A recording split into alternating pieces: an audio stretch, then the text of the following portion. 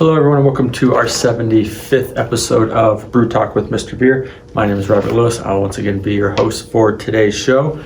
We appreciate you guys tuning in to watch each and every one of our videos. If you want to see the notes that we use in our videos, just go to our blog page, mrbeer.com/blog. You can find all of the written notes along with the posted videos and a ton of blog posts that we do post on there. They're just written posts. We have some awesome recipes, some awesome educational stuff on yeast, just all kinds of cool stuff on there. It's a great place to check out. And if you enjoyed the video, be sure to give it a like. Let's dive into our topic today. Today's topic is how to brew with DME. Brewing with DME can be a little challenging, especially if you've never used it before. I remember the first time that I tried it, I kind of winged it like most things that I do. So I wing it and I got a big overflow in my pot on my kitchen at home, and it was a huge sticky mess. Took forever to clean up. But after you kind of make that mistake the first time, definitely don't make that mistake again. And then it kind of just helps you, the more times you do it, obviously, the more familiar you are with the process. It makes it easier to use. So DME is just liquid malt extract that's been all the way dried out into a powder form. Some of the benefits of using DME are that it can be stored for a long time, so you can have some of it that can be stored for a very long time, and also that if you're doing like a long hot boil, it won't darken your beer as much as like doing a hot boil with like a liquid malt extract. Just kind of some of the properties there. The downfall of DME is obviously that it can be very hard to work with at times, so I thought it'd be useful to go over kind of some simple steps that I was taught when I first started brewing to kind of see if that would maybe help you along the way as well.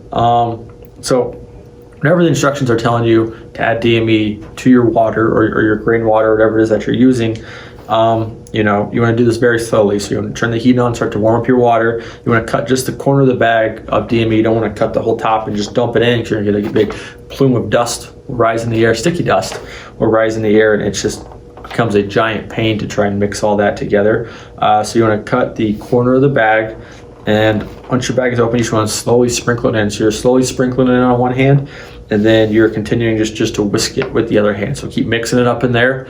You want to keep continuously pouring and whisking. I think that the best thing to use in mixing DME is a whisk, because it just kind of helps break all the clumps up a little bit and kind of helps it just keep going along there. If you don't get it all mixed up, you got some clumps in there, big or small clumps, doesn't matter.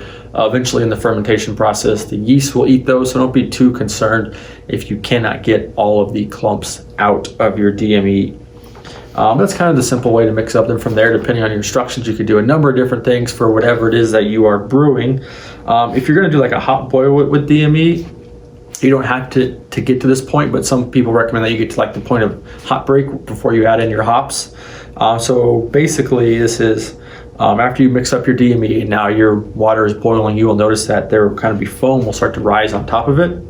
If you don't keep that kind of foam in check and keep it going down, what you're going to get is a big overflow and a giant mess. So there are a few things you can do to kind of help the rising foam stop rising. As the foam rises, you can remove the pot from the heat for a few seconds, let it cool off, put it back on, kind of repeat this process until you get until you reach the hot break. You can also just make sure you're vigorously stirring it. That will help it kind of die down. You can also just get like a bottle of water and just spray it. Get like a spray bottle full of water, spray the foam. That will keep it down. You will notice that when you hit the hot break point, the majority of the foam will go away, and it'll just kind of look like a nice little boil like you would normally see from your grain boil or after you steep your grains and you bring that to a boil, look like that. Or when you're just boiling water in general, you won't have this foam that keeps rising and dropping. Some say it looks like egg drop soup. That's what I read online. It can take anywhere from 5 to 20 minutes for you to get to this point. Now, like I said earlier, you don't always need to get to the point of hot break to add your hops. I mean, once it starts boiling, you can throw in your hops and start your timer. You're gonna have that rising foam you have to keep dealing with. So sometimes it's a little easier to deal with, the rising foam. There's nothing in there floating around. There's no bags of hops in there. So it just helps. And sometimes the hops can actually add foam to it, so it can make it a little bit worse. And you just want to prevent boil overs. Causes a giant mess. If you've done one before, you know exactly what I'm talking about. So I hope this helps improve your DME brewing process. Those are kind of the stuff that I was taught when I first started brewing, and the first time I brewed with DME. Actually, the second time was the first time I screwed it up. So it's kind of stuff I've never forgotten. It's just easy things to remind, easy things to do to make sure that your DME brewing process goes smooth. So if you guys enjoyed this video, please just at least give it a like. We really appreciate that. It helps us know that we're turning out good content and you guys are enjoying it. Commenting on the video and sharing the videos on like Facebook, Instagram are awesome. We really appreciate that. Comment wherever you watch it at. We post these on our YouTube page, on our Instagram page, and on our Facebook page.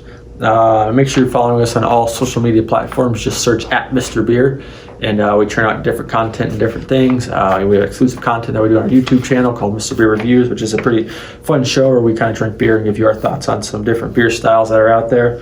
And then if you want to learn more about Mr. Beer or just brewing with Mr. Beer, join our Facebook group, Mr. Beer's Brewing Society. You can just search that on Facebook. It'll come right up. We do ask that you answer 3 questions. It is a private group.